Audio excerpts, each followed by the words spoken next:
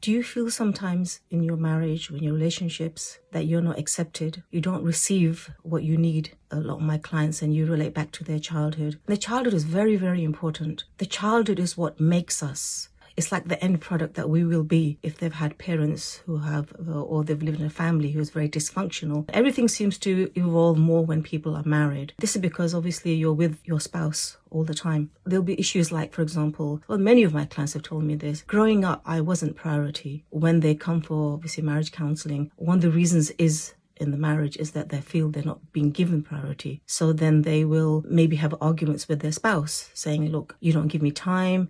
You're never around when I need you. But really what they're saying, and that's usually when I pick up, okay, as a child, did you feel that you didn't receive priority from your parents? Things could happen, obviously, at the environment that they grew up, that they always felt that maybe one child, where sibling got more love than them. And this happens, sadly, a lot in our culture, where maybe sometimes boys are given more preference, or the eldest child, maybe the golden child. Obviously, all these things come up when you're dealing with narcissism as well. Narcissistic parents will choose a child that's a golden child. When you realize that this is what they want, it's because of their needs as children, they have not been met. So it's very important, always tell people that, when you are looking for a spouse, it's really good to understand or to ask questions. How were they raised? The expectations in marriage. So this is something I'm going to be doing as coaching anyway. And I do coach a lot of people how to get married, how to find the right spouse. So the story of the cases that I see, for example, if a child has been raised with a lot of responsibility and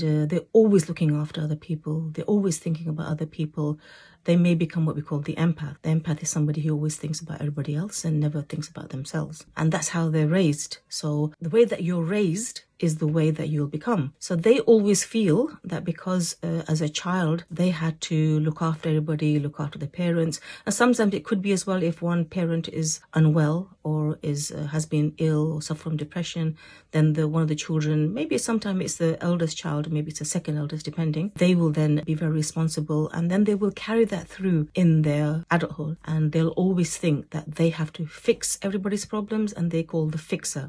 Just fix everybody's problems. I've got to be there for everybody. And then I get burnt out and I don't get that back. Always thinking about everybody else so much that I just get so exhausted, because at some point the body is going to burn out, because as the Prophet ﷺ says, the body has a right over you. And then also this may affect your relationship with Allah as well. Sometimes don't even have time to reflect or sit down and build your relationship with Allah subhanahu wa ta'ala. So this is an ongoing thing that I see. I was just thinking maybe I'm going to be walking through some of the things that I hear and maybe offer some solutions. So if you feel that you are like the responsible child that has now become the responsible adult, you're going to have to take a step back. Number one, you're going to have to think about yourself and maybe even get some therapy for your childhood, which is very important. And 99% of the time that I deal with marital issues or any kind of issues, it always seems to stem back from childhood issues. Maybe retrain your brain now to think, what is the balance? It's good to help other people, but it's also good to help yourself. Because at some point when people are giving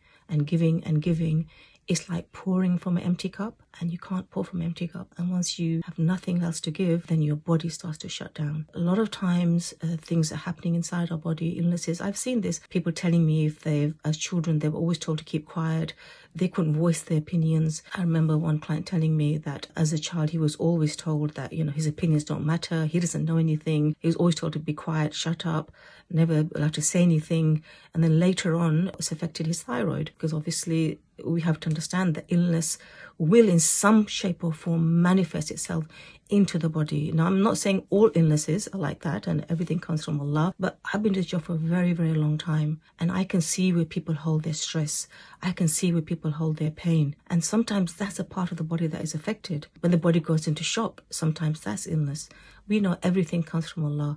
Illnesses come from Allah. Shifa comes from Allah. All we can do is tie our camel. So if we think we have psychological issues, if we think we have some issues from our childhood, it's best to speak to somebody and maybe change that environment or change the way that we think. When you're driving, and I know people probably don't have gears anymore, but it's like you're just automatically going to first gear because that's what you've learned. If you've learned as a child that anger is the first emotion that you have seen growing up, you will automatically go into that. If you learned as a child to keep quiet and not to say anything. I had a client and she was telling me that that's it, because you're just told to keep quiet. Now she finds it hard to now voice her opinion. She finds it hard to say how she feels. And that's really important, because if you don't tell somebody how you feel, how will they know? Like I said, I'll be walking through different situations that I see and I'll be talking about them. The cases that I have seen is not one case, it's many, many hundreds of cases I've seen with the same issues from their childhood. So my advice to everybody, deal with your childhood. It's really, really important.